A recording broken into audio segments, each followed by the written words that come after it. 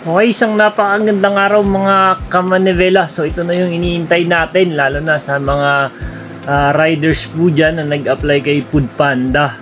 So meron pong rider support. So ito yung Foodpanda Caravan na gaganapin sa October 11, 2025. So 8 AM to 5 PM. So ito po ang venue dito po sa may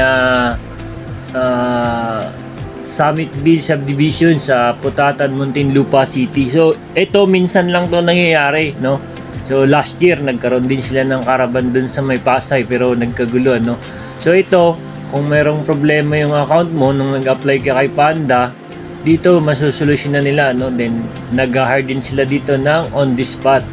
Yung mga nag-apply gamit ng aking referral link, basta na-exit nila.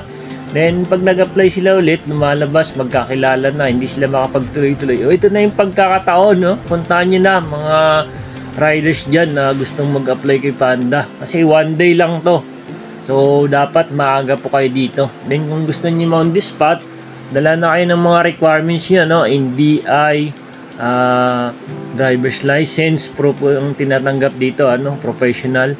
Then, TIN ID po, kailangan din po dyan. Then yung mga ORCR.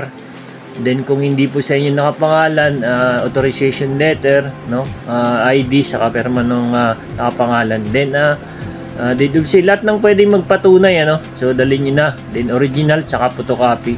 So, minsan lang to mga kapanda, kung may problema account nyo, pwede nyo ring ayusin, So, grab nyo na to.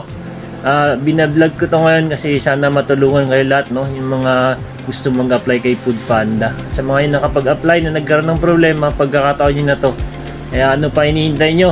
Tara, punta na tayo doon. Merong rider support, Okay, so pakashare na lang din sa mga account nyo para malaman din ng iba. Then, para makapaghanda sila, para makapunta sila dito. So, share na lang po tayo mga kapanda. So, tulungan tayo dito. So, para matulungan natin ng iba na nagkaroon ng problema account. So, ingat po tayo lagi sa ating pagmamaneho, lalo sa kalsada. Huwag po tayo maging kamote rider, mga kapanda dyan. So, good luck. Sana masolusyonan ang problema nyo. So, marami din kasing nag-apply dito gamit ng aking referral link. So, marami din silang mga tanong. So, masubaybay nyo yung mga video ko dyan, tutorial kung paano mag-apply. Marami nang na-hard, marami rin sigurong na hindi na-hard siya, nagkakaroon ng problema. So, itong pagkakataon na to, puntahan nyo na. So, kahit saan man kayong lugar, basta makapunta kayo dito, no problem yan. Kailangan maaga po kayo. So, yun lang. Good luck!